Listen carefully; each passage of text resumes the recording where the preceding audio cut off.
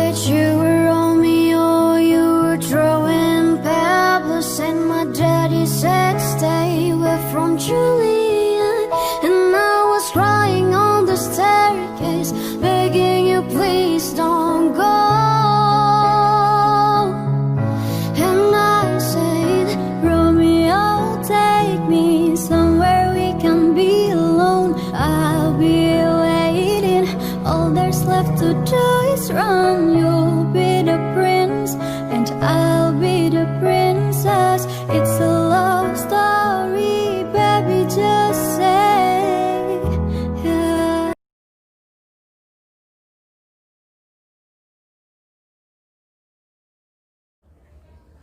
Assalamualaikum warahmatullahi wabarakatuh. Perkenalkan, saya Wiwi Winarsi.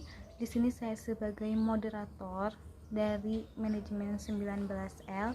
Kami dari kelompok 4 akan menjelaskan bab 9 mengenai menciptakan ekuitas merek.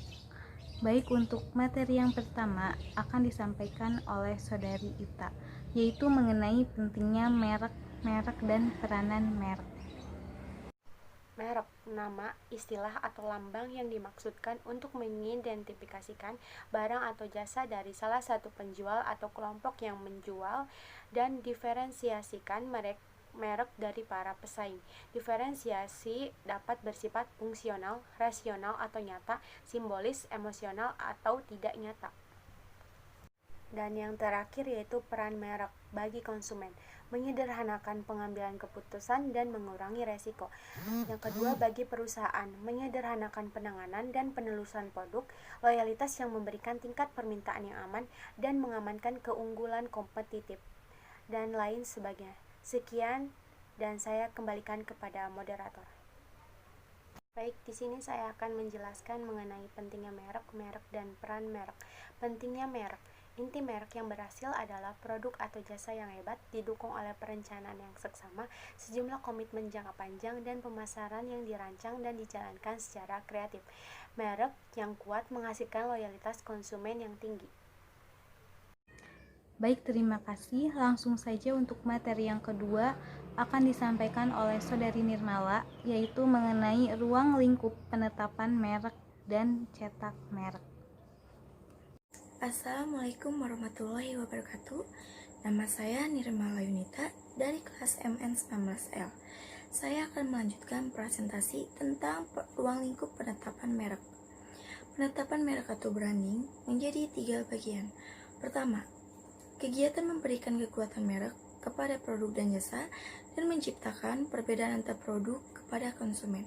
Kedua, menjelaskan siapa produk tersebut. Ketiga, membantu konsumen mengatur pengetahuannya tentang produk sehingga bisa mengambil keputusan pembelian. Berikut ya, penetapan merek memberikan nilai pada perusahaan. Agar dapat tercipta, konsumen harus diyakinkan ada perbedaan. Berarti, perbedaan merek sering berhubungan dengan atribut atau manfaat. 3M, Gillette, dan merek. Sarana yang tidak berhubungan langsung dengan produk yaitu Gucci, Louis, dan Chanel. Selanjutnya, cetak merek. Memasak merek bersama Jerry Oliver. Siapakah Jamie? Perasaan kuat, menginspirasi, menantang, menghibur, asli kesenangan yang baik. Dia juga punya manfaat rasional. Dipilih oleh Jamie, yaitu tidak jahat, jujur, mudah digunakan setiap hari. Dan dia janjikan mendapatkan lebih dari Anda yang diharapkan. Terus itu, isinya makanan yang lebih baik untuk semua orang. Apa yang penting baginya? Yaitu kreativitas, fleksibilitas, kualitas logis rinci, dan cinta yang besar. Adapun manfaat emosional, yaitu menginspirasi lebih banyak orang untuk memasak, membuat anak-anak menginginkan makanan sehat, mengubah cara makan dengan cara berpikir kita tentang makanan, membuat saya menyadari mengapa saya lebih baik membayar lebih mahal, membuat orang-orang duduk di sekeliling meja, dan visinya terbitlah.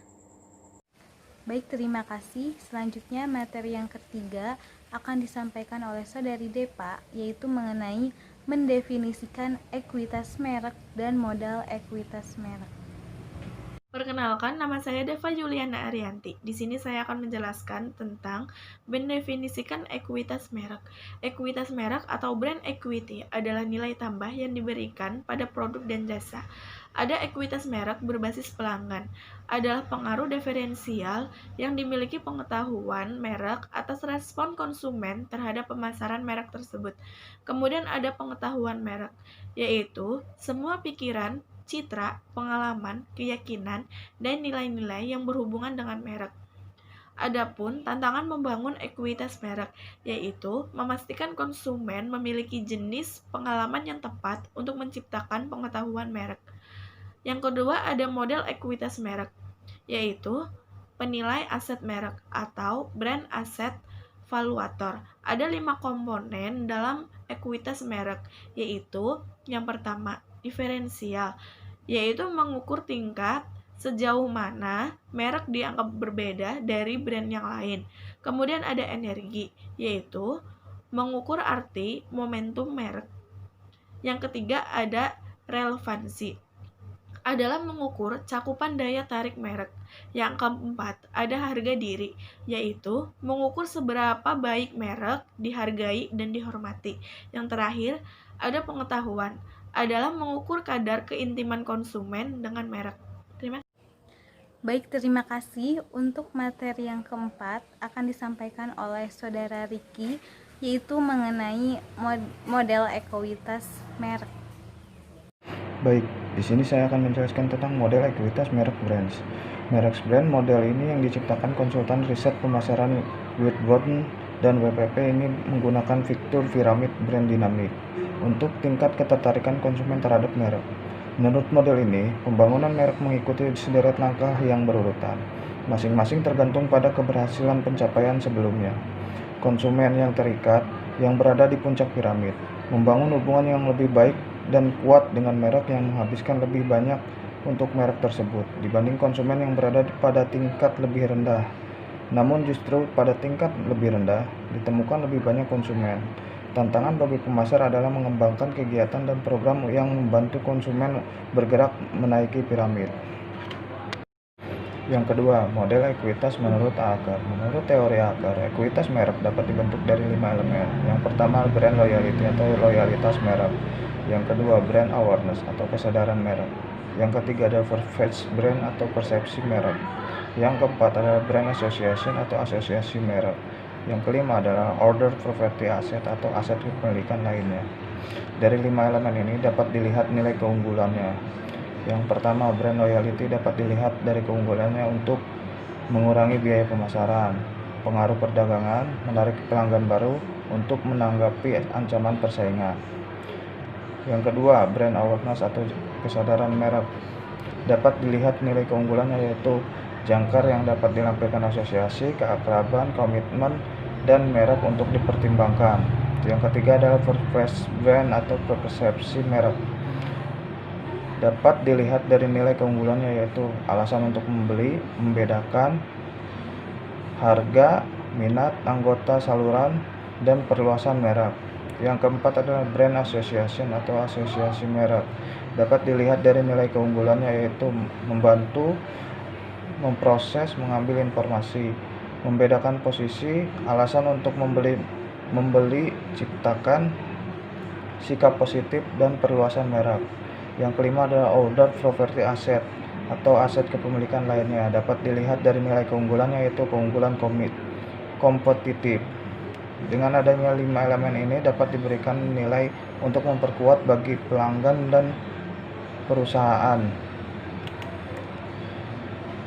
Dilihat dari nilai kepada pelanggan untuk memperkuat adalah investasi atau proses informasi, rasa percaya diri dalam pembelian, pencapaian kepuasan dari pelanggan, memberikan nilai kepada perusahaan dalam memperkuat efisiensi, brand loyalty, harga, perluasan merek, peningkatan, keuntungan, komitmen. Sekian dari saya kembalikan ke moderator. Baik, terima kasih. Untuk materi yang kelima akan disampaikan oleh Saudari Putri Indah, yaitu mengenai model ekuitas merek yang meliputi model resonansi merek, 3 penggerak utama ekuitas merek, dan contoh merek. Assalamualaikum warahmatullahi wabarakatuh. Perkenalkan, nama saya Putri Nasari. Saya dari kelompok 4. Di sini saya akan menjelaskan tentang model ekuitas merek. Model resonansi, tahap perkembangan merek. Ada 4 tahap, yaitu identitas, siapa Anda. Yang kedua, arti, apakah diri Anda. Yang ketiga, respon, bagaimana pendapat Anda. Dan yang terakhir, hubungan, bagaimana hubungan Anda dan saya. Di sini ada juga merek, kotak bangunan merek, resonasis, penilaian, perasaan, kinerja, pencitraan, dan keutamaan. Lalu, tujuan penetapan merek pada setiap tahap. Yang pertama, moralitas yang intens dan aktif. Yang kedua, reaksi positif dan dapat diakses. Yang ketiga, titik persamaan dan dapat diakses. Yang terakhir, kesadaran merek yang dalam dan luas. Lalu di sini ada 3 penggerak utama ekuitas merek. Yang pertama, pilihan awal untuk elemen atau identitas merek yang membentuk merek, seperti nama, logo, karakter, slogan, lagu, dan lain-lain. Yang kedua, produk atau jasa serta semua kegiatan pemasaran dan program pemasaran pendukung yang menyertainya. Yang ketiga, asosiasi lain yang diberikan secara tidak langsung dengan menghubungkan merek tersebut dengan beberapa entitas lain. Di sini ada ekuitas merek. Contohnya seperti Kuku Bima Energi, terus Nike, dan lain-lain. Terima kasih. Baik, terima kasih. Untuk materi yang selanjutnya akan disampaikan oleh Saudari Lina, yaitu mengenai elemen merek dan merancang pemasaran holistik. Baik, di sini saya akan menjelaskan tentang elemen merek dan merancang pemasaran holistik. Elemen merek adalah alat pemberi nama dagang yang mengidentifikasikan dan mendiferensiasikan merek, logo atau lambang, karakter, slogan lagu, dan lain-lain. Adapun kriteria pilihan elemen merek. Yang pertama, dapat diingat. Kedua, berarti. 3, dapat disukai. 4, dapat ditransfer. 5, dapat disesuaikan. Dan yang keenam, dapat dilindungi. Contohnya seperti Aqua, Apple, dan lain-lain. Merancang pemasaran holistik. Pelanggan mengenal merek dengan kontak merek. 3 tema baru pemasaran holistik. Yang pertama, personalisasi. Kedua, integrasi. Dan yang terakhir, internalisasi. Sekian dari saya kembalikan kepada moderator. Terima kasih. Langsung saja untuk materi yang selanjutnya, yaitu akan disampaikan oleh Saudara Yuda mengenai mengangkat asosiasi sekunder, pengukuran brand ekuitas, dan penilaian merek. Di sini saya akan menjelaskan mengangkat asosiasi sekunder. Bisa dilihat konsep di PowerPoint. Yang selanjutnya, pengukuran brand ekuitas. Ada tahap-tahap nilai, mencakup investasi program pemasaran, ada produk, komunikasi, perdagangan, karyawan, dan lain-lain. Yang selanjutnya, pola pikir pelanggan. Ada kesadaran, asosiasi, sikap, keterkaitan, kegiatan. Yang selanjutnya, kinerja merek. Ada premi harga, elastisitas harga, pangsa pasar, keberhasilan ekspansi, struktur biaya, dan profitabilitas. Yang selanjutnya, nilai pemegang saham. Ada harga saham, ada rasio, dan kapitalisasi pasar. Yang selanjutnya, pengali program. Ada kejelasan, relevansi, perbedaan, konsistensi. Yang selanjutnya, pengali pelanggan. Ada reaksi kompetitif, dukungan saluran, ukuran dan profil pelanggan. Yang selanjutnya, pengali pasar. Dinamika pasar, potensi pertumbuhan, profil risiko, dan kontribusi merek. Yang selanjutnya penilaian merek atau brand valuation. Bisa dilihat konsep di PowerPoint. Yang ke satu Apple. Volumenya 182,951. Yang kedua IBM 115,985. Yang ketiga Google 107,857. Yang keempat MCD 95,188. Yang kelima Microsoft 76,651. Yang keenam Coca-Cola bervolume 74,286. Yang ketujuh Marlboro 73,612. Yang kedelapan Ati Danti 68,870.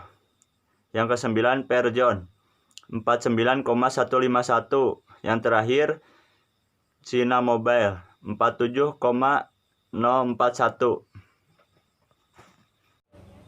Baik, terima kasih. Materi yang selanjutnya akan disampaikan oleh Saudari Nopia, yaitu pembahasan mengenai pengelolaan ekuitas merek dan strategi penetapan merek. Baik, di sini saya akan menjelaskan tentang pengelolaan ekuitas merek. Pengelolaan merek yang efektif merupakan tindakan jangka panjang. 1. Penguatan merek seperti Pepsodent, Coca-Cola, dan Heinz. Produk, manfaat, dan pemenuhan kebutuhan. Bagaimana merek membuat produk lebih unggul? 2. Revitalisasi merek seperti Harley Davidson, Mountain Dew, dan Cadillac. Perubahan positioning karena perubahan selera dan preferensi konsumen, pesaing, dan teknologi baru, dan perkembangan lain. Strategi penempatan merek. 1. Mengembangkan elemen merek baru untuk produk baru. 2. Menerapkan beberapa elemen merek yang sudah ada atau brand extension yang terdiri dari perluasan lini dan perluasan kategori. 3. Menggunakan kombinasi elemen merek baru dan yang sudah ada atau sub-brand. Sekian dari saya kembalikan ke moderator. Baik, terima kasih. Materi yang selanjutnya akan disampaikan oleh Saudara Aditya, yaitu mengenai keputusan penetapan merek dan perluasan merek. Keputusan penetapan merek. 4 strategi umum penetapan merek, yaitu 1. Nama individual, 2. Nama keluarga selimut, 3. Nama keluarga terpisah untuk semua produk, 4. Nama korporat ditambah nama individual. Perluasan merek. Keunggulan perluasan merek yaitu ada 2. 1. Meningkatkan peluang keberhasilan produk baru. 2. Efek umpan balik yang positif. Kekurangan perluasan merek. 1. Dilusi merek. 2. Kanibalisasi merek induk. 3. Kehilangan peluang menciptakan merek baru dengan citra unik dan ekuitasnya sendiri. Baik, terima kasih. Untuk materi selanjutnya, yaitu materi yang terakhir mengenai portofolio merek dan ekuitas pelanggan yang akan disampaikan oleh Saudari Aditya. Di sini saya akan menjelaskan portofolio merek. Portofolio merek adalah kumpulan semua merek dan lini merek yang ditawarkan perusahaan tertentu untuk dijual dalam satu kategori. Peran khusus, merek petarung, merek untuk dipertahankan, tingkat pemula kelas bawah, prestige kelas atas.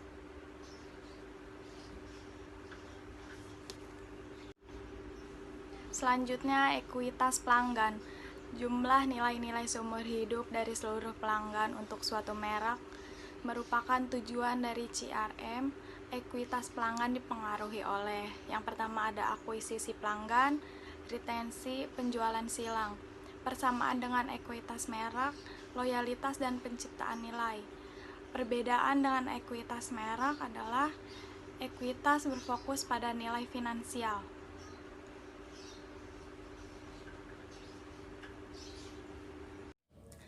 Baik, terima kasih kepada teman-teman semua yang telah menyampaikan materinya. Saya selaku moderator mewakili seluruh kelompok 4. Kami memohon maaf apabila ada kesalahan dalam penyampaian materi maupun salah dalam pengucapannya. Kami mohon undur diri. Wassalamualaikum warahmatullahi wabarakatuh.